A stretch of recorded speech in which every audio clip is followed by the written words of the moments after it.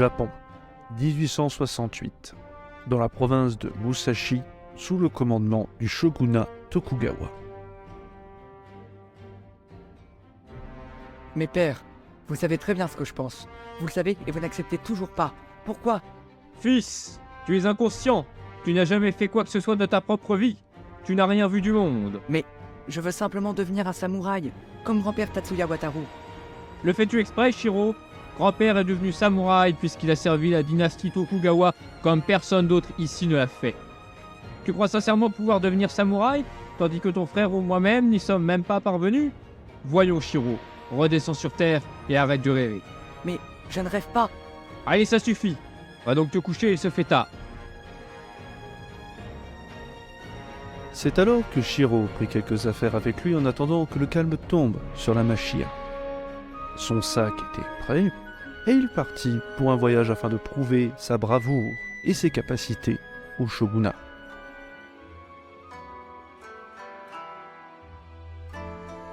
Dans les premiers pas de son voyage, il décide d'aller en Chine, rencontrer l'empereur Xianfeng, issu de la dynastie Qing, dont les relations avec l'empereur Meiji du Japon sont parfois confuses.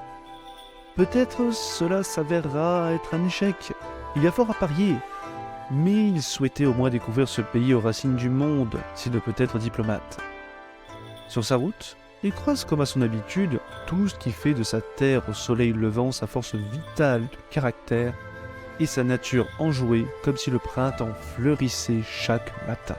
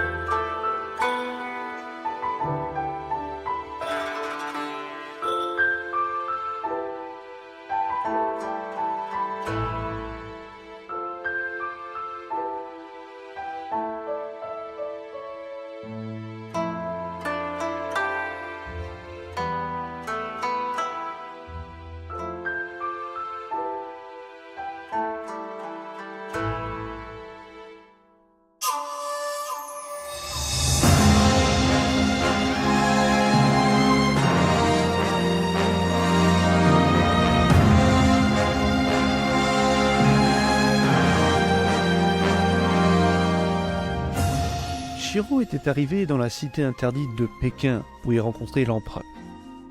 Il foula le sol de ces bâtisseurs hors normes qui ont façonné la grande muraille.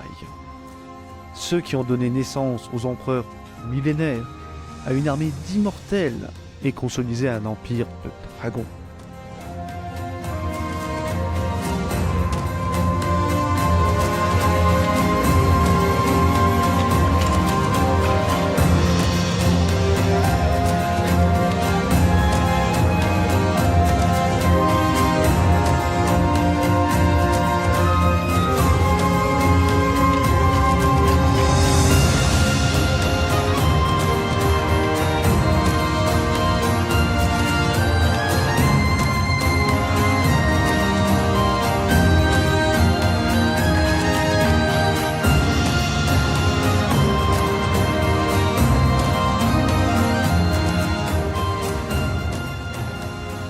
Tous ses espoirs semblaient vains. Il ne put approcher l'empereur. Shiro avait fait ce voyage seul pour échouer.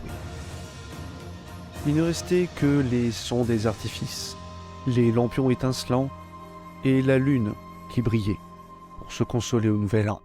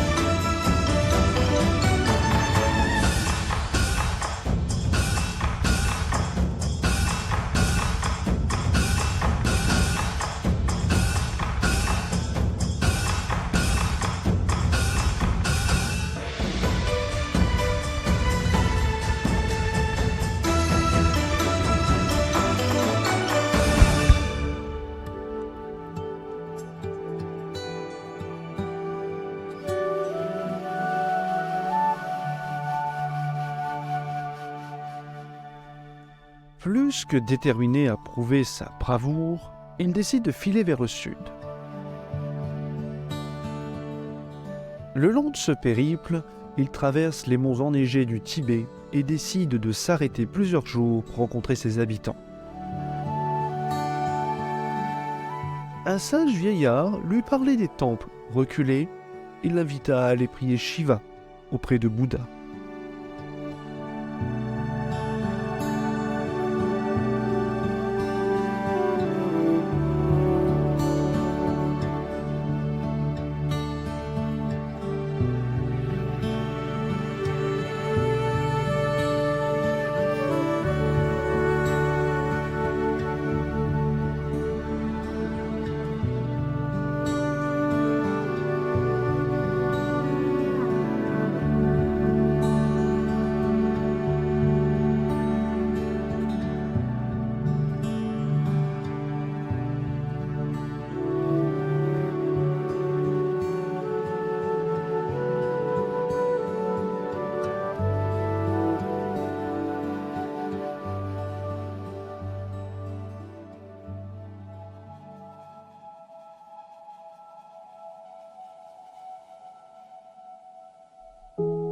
Lorsqu'il arrive en Inde, il rencontre une femme du nom de Jade. C'était une indienne aux racines arabisantes dont la consonance résonnait dans sa tête à chacune de ses paroles. Là-bas, les civilisations s'y croisent et se rencontrent. Elle explique que son père lui imposa de travailler auprès des marchands côtiers et qu'elle ne souhaitait qu'une chose, pouvoir danser. De son côté, Shiro lui explique comment il est arrivé ici et pourquoi il a fait ce périple au bout de l'Asie. Au premier regard, elle rigole, puis d'un moment à l'autre, elle le fixe. Son sourire n'est plus et elle l'embrasse. Ce soir-là, il avait compris que leur destin était similaire. Ils étaient cette nuit-là comme deux enfants l'un et l'autre, qui ne rêvaient que d'une chose, s'évader.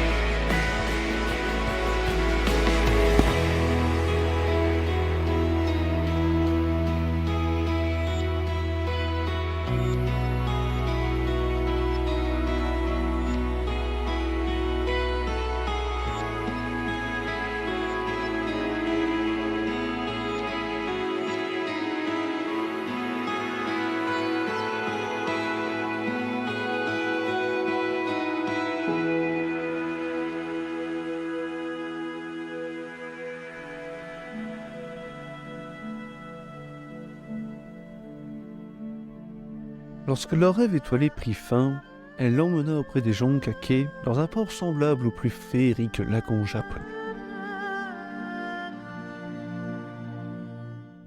Là-bas, elle avait de quoi pouvoir le faire rentrer chez lui, au Japon. Il allait rentrer sans avoir réussi à prouver sa bravoure, mais il allait surtout repenser à ses moments de paix intérieure. Le long de la traversée, il pensait déjà à l'accueil effroyable de son père. En attendant, il profitait de cette mer immense pour se replonger dans ses souvenirs.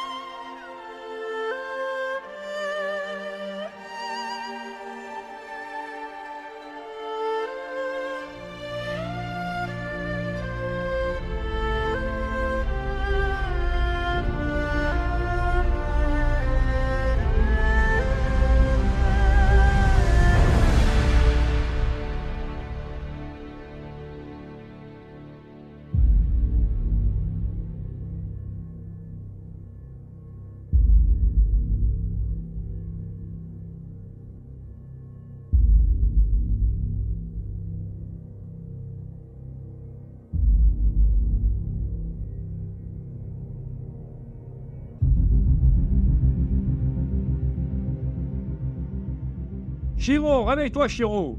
Quoi? Que se passe-t-il? D'un seul coup, Shiro se rend compte que tout ce périple n'était qu'un rêve. Il avait échoué en tout état d'âme. Les cris de son père l'avaient réveillé et il courut le voir. Père, qu'y a-t-il? Dépêche-toi, prends ce sabre et surtout reste derrière moi. Mais qu'y a-t-il? C'est terminé, il n'y aura plus de samouraïs. La révolution souhaitée par l'empereur Meiji nous a ébranlés, et les acquis sont révolus avec l'appui des Américains.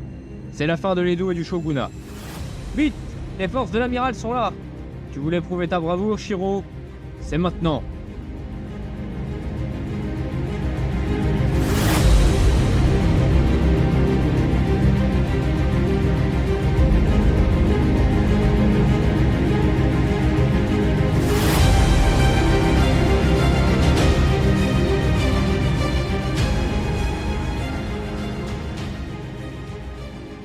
Dépourvu de ses propres moyens, le voilà confronté à l'affrontement le plus terrible de sa vie sur sa propre terre.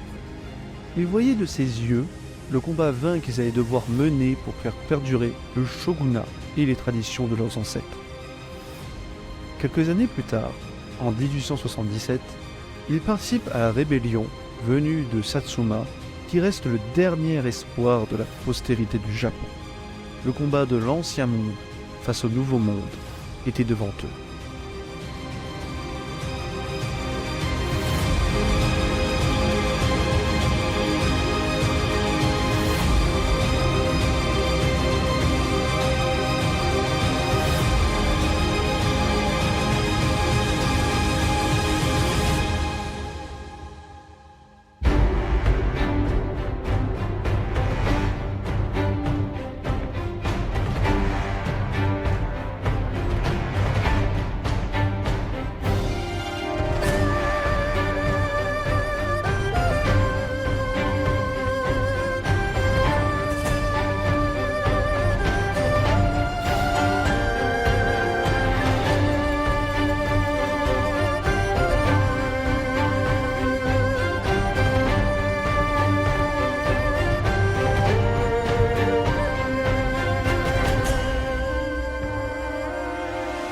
Dans un élan de désespoir où tout semblait perdu, il repensa à ce voyage extraordinaire qu'il avait vécu. Un voyage qui lui avait enseigné que parfois le chemin le plus simple est le meilleur à suivre, et que chacun d'entre nous doit suivre sa propre route. Ce vieux sage du Tibet lui avait parlé de la force de la nature. Il se mit à penser très fort à ces mots, et c'est là qu'il comprit. La force du dragon sommeille en toi. Réveille-la lorsque tu en auras le plus besoin.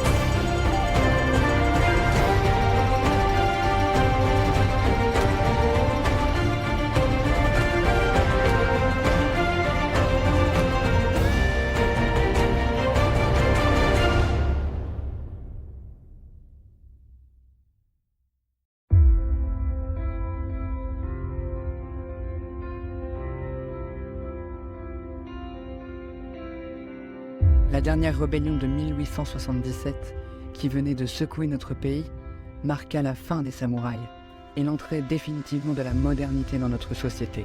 L'empereur n'a pas écouté les revendications de Takamori, et la modernisation souhaitée entraîna la perte définitive des acquis samouraïs. Seigo Takamori fut élevé au rang de héros tragique par le peuple, et, 10 ans plus tard, le gouvernement japonais lui pardonna et lui rendit les plus grands honneurs à titre posthume. Ce fut le dernier samouraï. Mon père, combattant jusqu'au bout, mourut lui aussi, aux côtés des plus valeureux des guerriers. Je fus capturé par les troupes japonaises, et on me laissa la vie sauve. En échange de quoi? Je vais déposer les armes et abandonner toute notion en lien avec le shogunat. Mais je n'oubliais rien, et la mémoire de mon grand-père et de ceux qui se sont battus pour la cause ne saurait jamais être oubliée. Lorsque j'en fus capable, j'ai décidé de me retirer hors du Japon et de m'exiler en Inde. C'est là-bas que je songea à continuer ma vie, et qui sait, peut-être y rencontrer Jade.